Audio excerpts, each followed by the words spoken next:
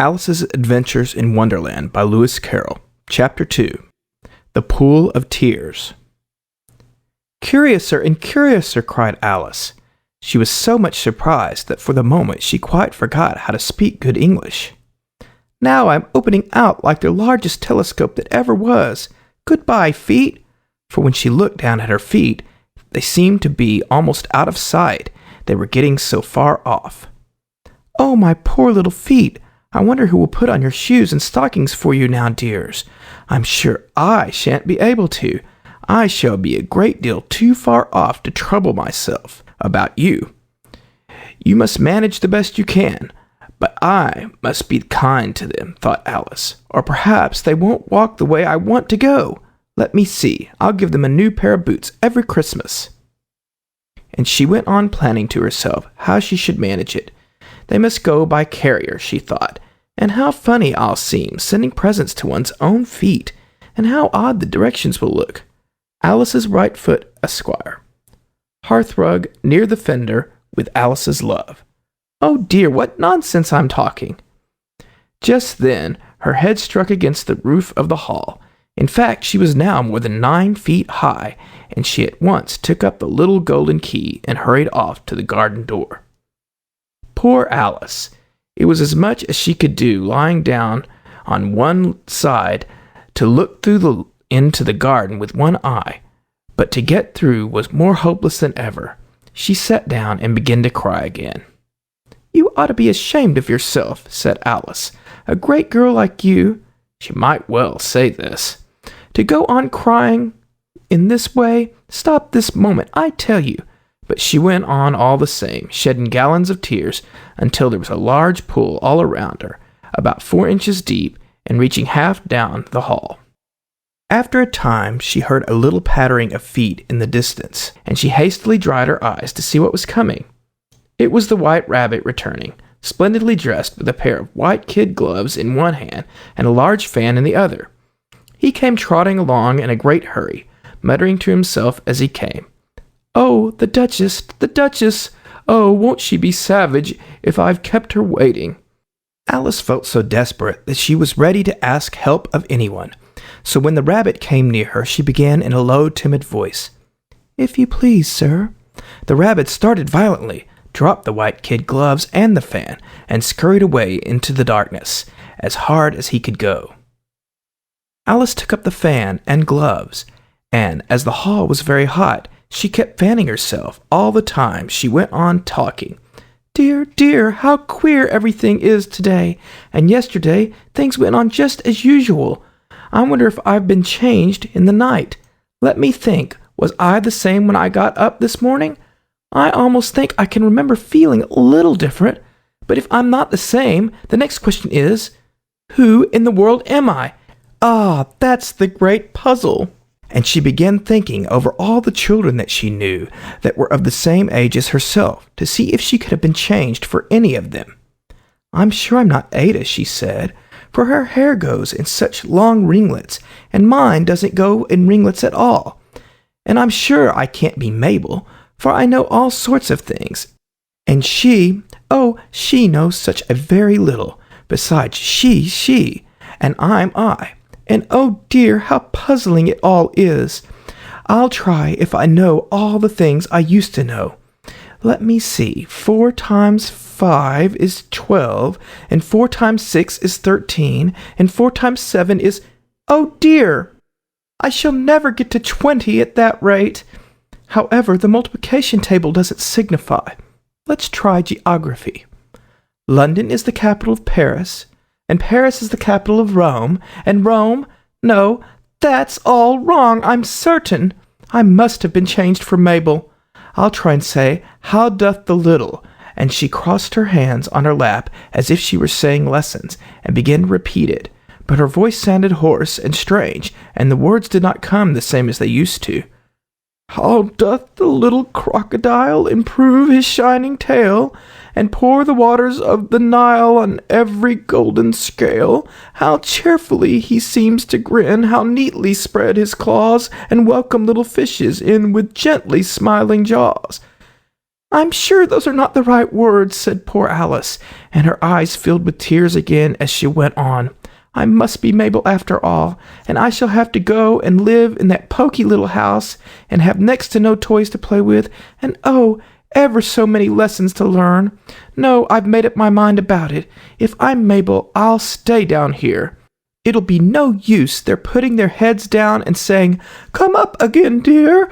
I shall only look up and say, Who am I then? Tell me that first, and then, if I like being that person, I'll come up. If not, I'll stay down here till I'm somebody else.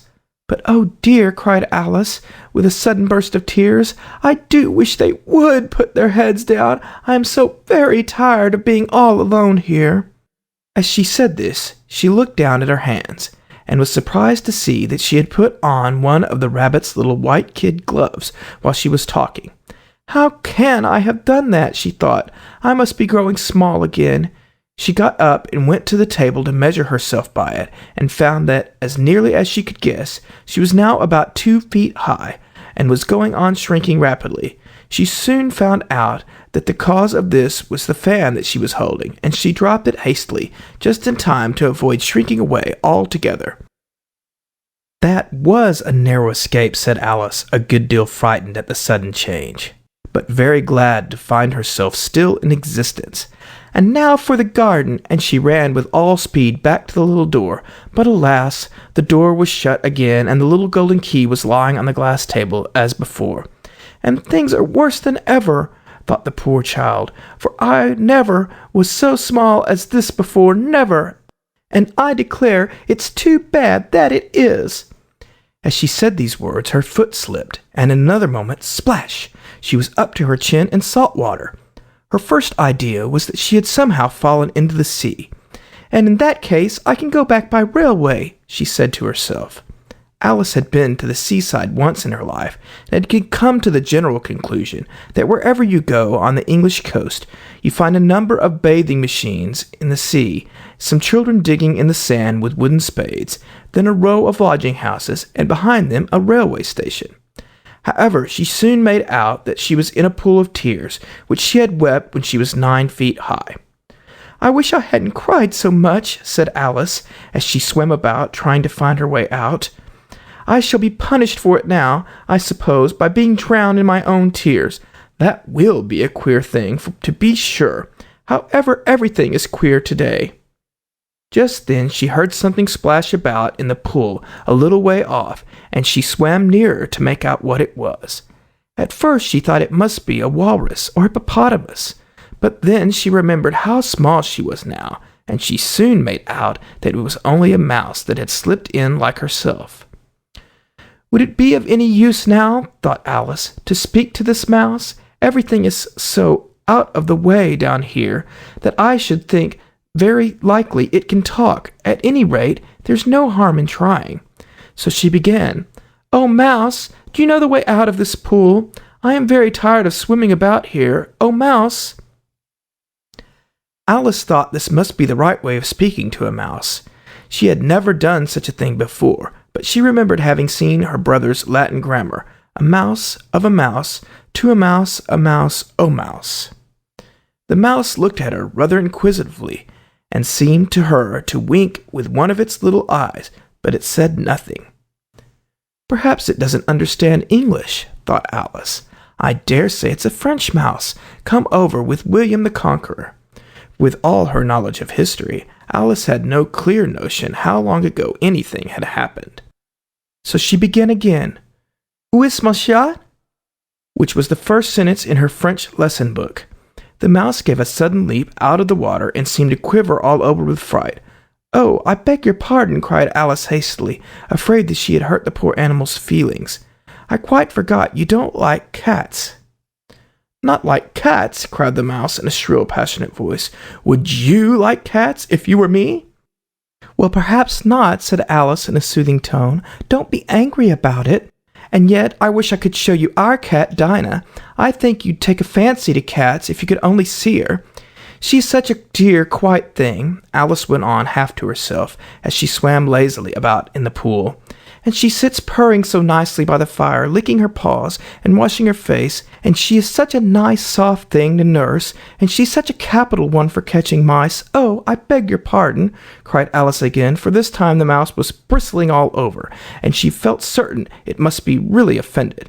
"We won't talk about her any more, if you'd rather not." "We, indeed," cried the mouse, who was trembling down to the end of his tail. "As if I would talk on such a subject. Our family always hated cats. Nasty, low, vulgar things. Don't let me hear the name again."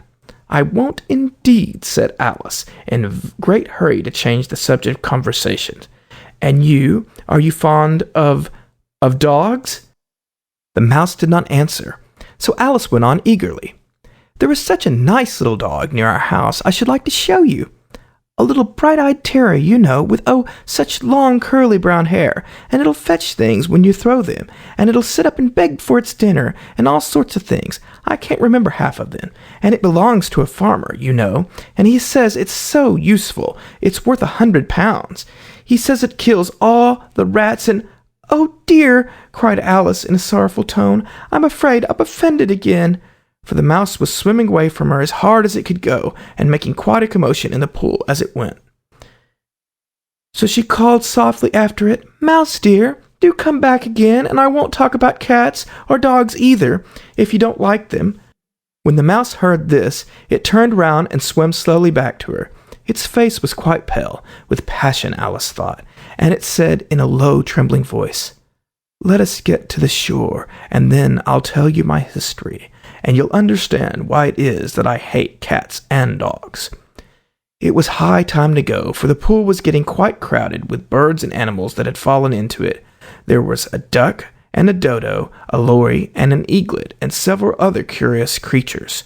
Alice led the way, and the whole party swam to the shore. End of chapter 2.